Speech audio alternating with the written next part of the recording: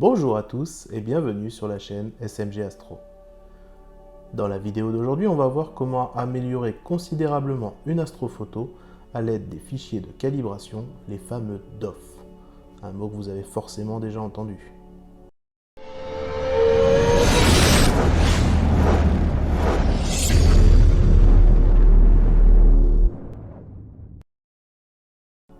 Bon, avant de commencer, on va faire un premier petit point sur les appareils photo numériques et leurs capteurs. Les appareils photo numériques et leurs capteurs évoluent considérablement d'année en année. Plus ça va, plus la qualité est exceptionnelle. On est l'été sous un beau ciel bleu, on décide de faire une belle photo de paysage, on se met à 100 ISO, une vitesse de 1/125e, à f5.6 et on obtient une image de très bonne qualité. Par contre, comme en argentique, nos capteurs numériques d'aujourd'hui ont leurs limites. Du temps de l'argentique, le film perdait de la sensibilité lors des pauses longues. Du coup, on était obligé de faire des prolongations de temps de pause. Avec les capteurs numériques aujourd'hui, les prolongations de temps de pause, on n'en a pas besoin. Par contre, plus vous allez augmenter les ISO, plus le capteur va chauffer et générer du bruit. Et pareil, plus vous allez faire des temps de pause longs, plus le capteur va chauffer et également générer du bruit. Le bruit numérique, c'est quoi? Il en existe deux types. Le bruit de luminance, c'est plein de petits points blancs et noirs qu'il va y avoir partout sur toute notre image et qui va détériorer l'image. Et il y a le bruit de chrominance. Donc lui, c'est plein de petits points rouges, bleus et verts qui vont venir partout sur notre image également. En astrophoto, on va combiner à la fois une sensibilité ISO élevée et des temps de pause très longs.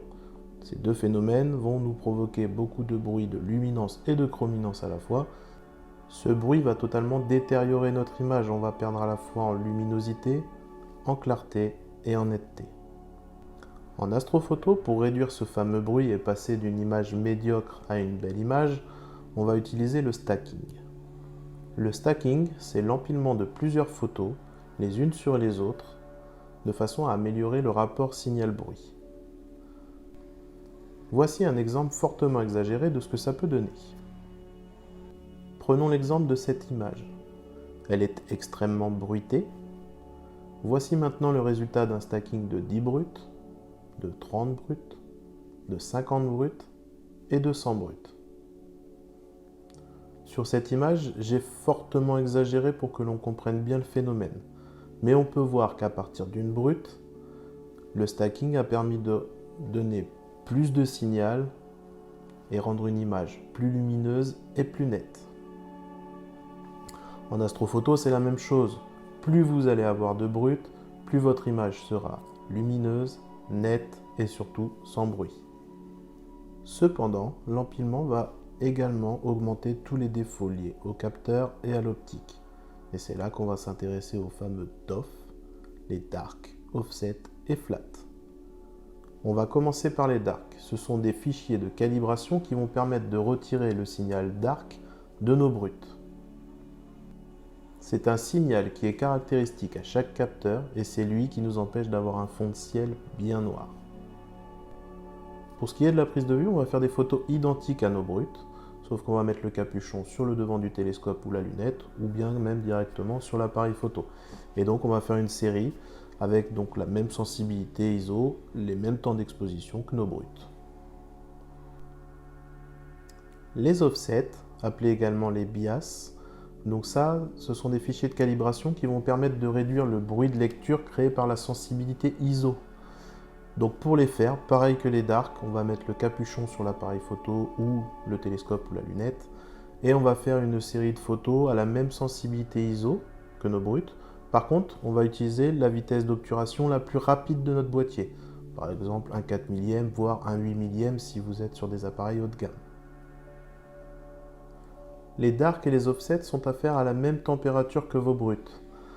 Donc, si vous utilisez un appareil photo type réflexe ou même hybride, il est important de faire les dark et offset le soir même, donc soit avant, soit après, même pendant la prise de vue, de façon à conserver la même température que vos bruts. Après, si vous utilisez une caméra astro, vous pouvez les faire chez vous si votre caméra est refroidie. Les flats maintenant. Ce sont des fichiers de calibration qui vont permettre de supprimer le vignettage et également toutes les poussières qu'il pourrait y avoir sur le chemin optique. Ça peut être sur le correcteur de coma, sur les filtres, sur le capteur tout simplement.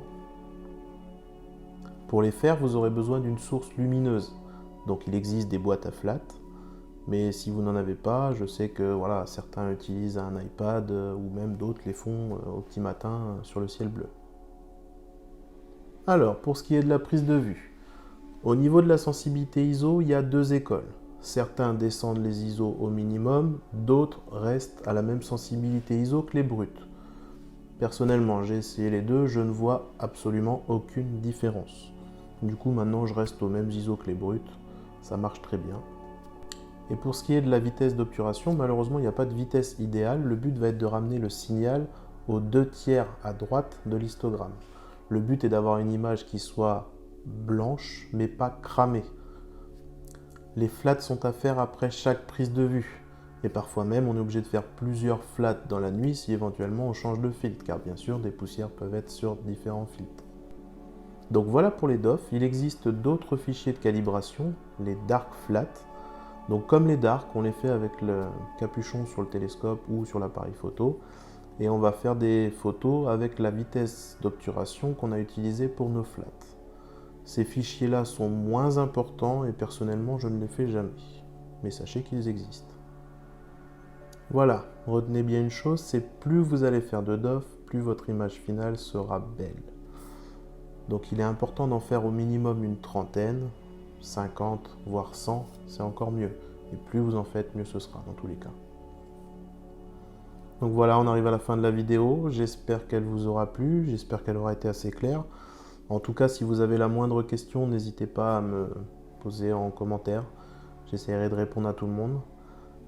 Vous connaissez la suite, hein. Si la vidéo vous a plu, n'hésitez pas à vous abonner, à liker, à partager, ça va m'aider à faire connaître la chaîne.